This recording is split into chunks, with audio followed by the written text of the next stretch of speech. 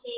સંખેશ્વર અને પંચાસર ખાતે મોદી પરિવાર સભા યોજાઈ। સંખેશ્વરમાં જૂની ગ્રામ પંચાયત કચેરી અને પંચાસર ખાતે મોદી પરિવારના સદસ્યોની સભા યોજાઈ હતી। આ પ્રસંગે જિલ્લા ભાજપ પ્રમુખ ડોક્ટર દશરથજી ઠાકોરે દેશના વડાપ્રધાન દ્વારા ગુજરાત અને રાજ્યોમાં ભાજપની કામગીરી અને થયેલા કામો લોકો સમક્ષ રજૂ કરીને ફરી એકવાર દેશમાં 400ની પાર સીટો અપાવી વિજય બનાવવા અને મતદાન અવશ્ય કરવા જણાવ્યું હતું। આ પ્રસંગે ચાણસ્મા 17 વિધાનસભાના પ્રભારી પ્રકાશભાઈ પટેલ, તાલુકા પંચાયતના પ્રમુખ ભરતજી ઠાકોર, સંગઠન પ્રમુખ ભલાભાઈ કટારિયા, કિસાન મોરચા સોશિયલ મીડિયા ઇન્ચાર્જ ગોપાલભાઈ સિંધવ, જામાજી ઠાકોર, યુવા મંત્રી મહેન્દ્રગીરી ગોસ્વામી, મોદી પરિવારના સભા સંયોજક સુરેશભાઈ ગોહિલ, ડોક્ટર હાલાણી, તાલુકા ઉપપ્રમુખ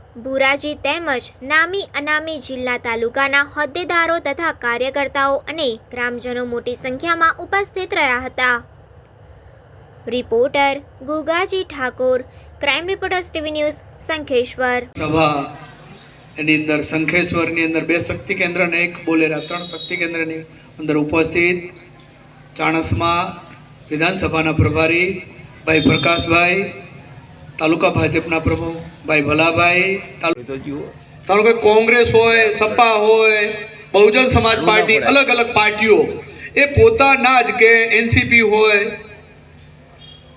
કે પછી એક પણ પાર્ટી એવું નહીં હોય કે પોતાના પરિવારના લોકો આ બધા સોશિયલ મીડિયાના માધ્યમથી કે આજે દેશ અને દુનિયાની અંદર આપણા દેશ શું કામ કરી રહ્યા છે, મોદી સાહેબ શું કરી રહ્યા છે, આ બધા જાણો છો।